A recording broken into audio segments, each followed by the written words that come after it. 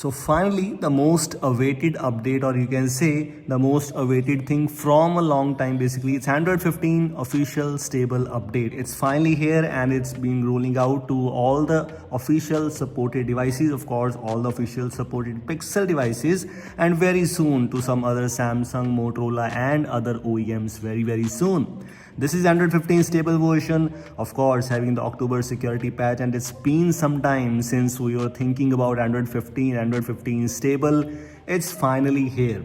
I made a video already on all the changes which we got so far with Android 15's developer beta updates, then public beta, and almost every update. But in case you did not watch out that video, in this video, we will get to know all the existing features in Android 15, or you get with Android 15 if you are coming from Android 14 for sure. One of the changes which you will find after installing Android 15 is a predictive back animation. It's enabled by default with Android 15. Previously, it was available with Android 14 too, but that was available as an option. You had to enable it from the developer settings, and not everyone is a techie, so they don't use it. But with Android 15, this thing is enabled by default. Although it will only work with settings or basically some of the apps, not every app is supported so far, but maybe in future all of the apps will be supported. For now, in settings app or in somewhere, you have these kind of options enabled by default. Second change, if we move on to the home settings, basically if you're a Pixel device user, in Pixel launcher settings, you will get to know this feature named as apps list setting, and here you have the show long app names. So display the two displayed long app names directly there. Sometimes if the app name is too long, that is cut down, but in this case it's possible to enable this thing, and yes, definitely it could be a very useful thing. This might be a user specific thing. I mean, if you love this thing or if you do not, it's totally up to you. Another major visual change which you will find after installing Android 15 is the volume panel. And I've shared that with you already in my previous beta update videos, that this is just up to you. In my personal opinion, I personally like this volume panel. Some of you might not love this thing, some of you might love this thing, so it's totally subjective. But yes, in my personal opinion, it looks quite better, especially as compared to the previous old Android 14 style quick settings panel, Android 14 style volume panel. This is one of the visual changes which you have in this case, and definitely animations are not that smooth, but that's completely okay. Another thing which you will find here is in the Bluetooth tile. For example, if you move on to the quick settings panel, as you can see, Bluetooth is on, and if I turn it off, I will see this option. The name is automatically turn on tomorrow. So Bluetooth will turn on tomorrow morning automatically, and I'm not exactly sure how it could be useful for you. For me personally, it's not that useful. I mean, if I'm turning it off, definitely I'm turning it off, and when I need it, I can turn it on manually. Why I need that automatically? It's totally up to you. Another thing is the dismiss notification across Pixel devices, and this is only exclusive to the Pixel devices with the October feature drop. Notifications that you dismiss on either your Pixel phone or tablet will no longer appear on both devices, and of course for that, make sure you're connected with the same account on all of your Pixel devices. So basically you can say, in other words, this could be an ecosystem, and yes, seems quite interesting one. Also, you will notice the change in the wallpapers and style UI.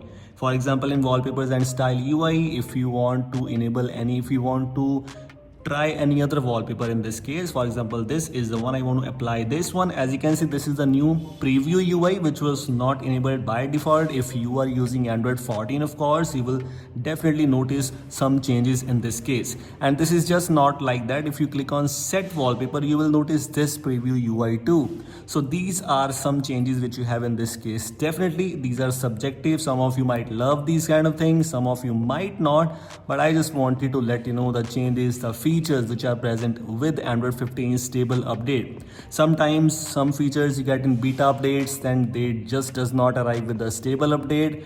But yes, that is why we are here. So yes, keep this thing in mind, and these are the changes. These are some visual changes which you have with Android 15 so far. Another thing after installing Android 15 I found is the app archive option is present here. For example, if you click this one, click on app info, you will see the app archive option. Yes, it was already present with Google Play Store from a long time, but this is now related to Android 15, and Android 15's app archive is a different as compared to Google Play Store's app archive. As far as I know from some sources, I found that app archive with Android 15 is different from Google Play Stores because this app archive process is basically with Android 15. This thing is possible for almost every Android app, but while Google Play Store does not allow you to do so, and definitely it could be a useful thing for low-end devices, basically for the devices which does not have much storage left.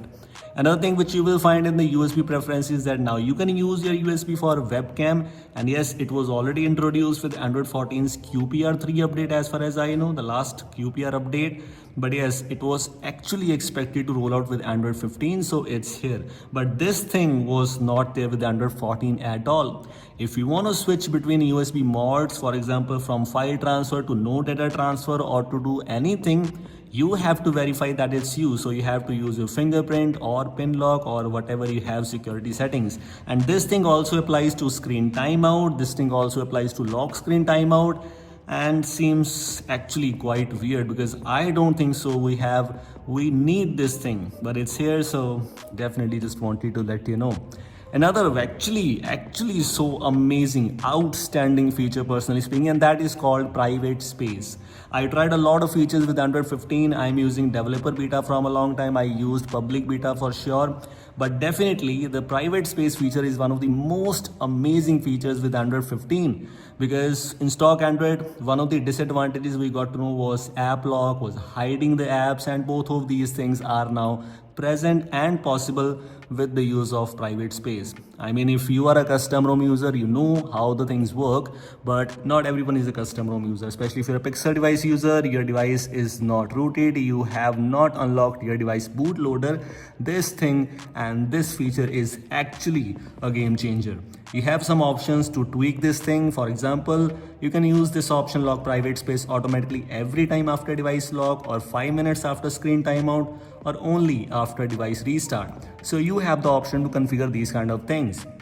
One thing which is so good in this case, that is a hiding private space, and that seems quite amazing. For example, hiding the private space when it's locked. What this does is, if I enable this feature now, whenever I lock my private space, I will not get the option to enable it by default. By default, if you don't enable this feature, the private space option is just available at the bottom in this Pixel launcher. So for example, as you can see, it's now locked, so it's no more available, it's hidden. How to find this thing? It is only possible if you open or if you search it in the search bar. That is actually so useful too. It's totally up to you if you use this feature or not. In my personal opinion, this feature is actually a game changer, one of my favorite feature personally speaking.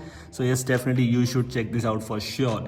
Private space is actually one of the must try features if you are actually going to try Android 15, and most likely if you are a custom ROM user, you will get this feature with Android 15 based custom ROMs too, and that could be one of the most exciting things. You will also notice some of the differences in the animations. Basically, this animation seems interesting, seems quite smooth. If you are using Android 14, compare it with that. In this case, as you can see, the app closing animation is now changed. It's now quite smooth, and it is there because previously I don't think so there was animation there. Also, if you move on to the option in sound and vibration, you will find adaptive vibration option. Automatically adjust your phone's vibration based on the environment, like when it's in pocket or a loud place.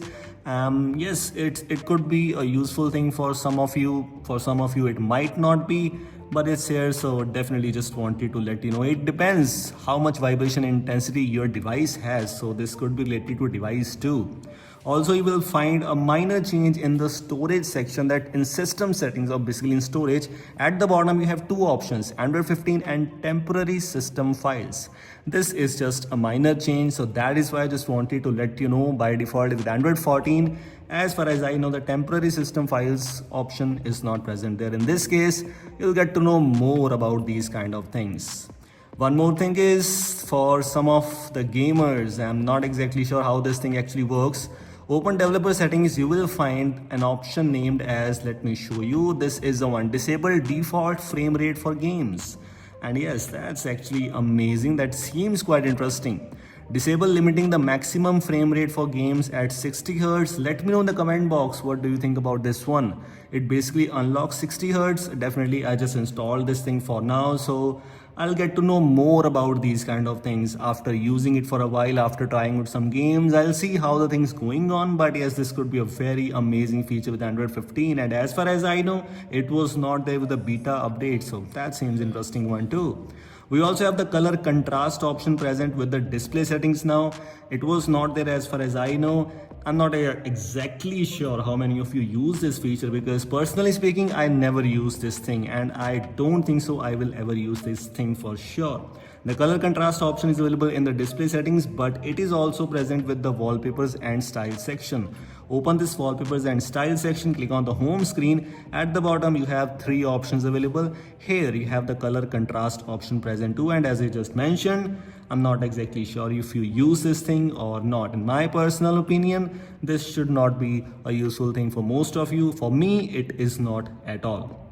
These are some noticeable changes which you are getting with Android 15, but one more thing is the screenshot UI. Whenever you take screenshot, you will notice the rounded corners and new preview UI. In simple words, the animation is also looking quite good. With Android 15, there are some improvements with animations almost everywhere. Other than else, we have similar kind of things present with the screenshot UI. I mean, no major changes here, but whenever you take screenshot, this is the preview UI. So yes, this is actually changed. If you click on this edit icon, as you can see, things are looking same like Android 14, because I'm using Android 14 from past few days on my Pixel 8 Pro. And one more change is whenever you use split screen, for example, if I choose this app, let me try out this app, for example, this is the one, Magics. So if I open this thing, as you can see, whenever you switch between app pairs or the split screen, as you can see, we have some animation there, which is looking quite good, of course, but it's not just like animations. We also have the option to choose these as an app pair. You can save this app pair, and this is a very handy feature.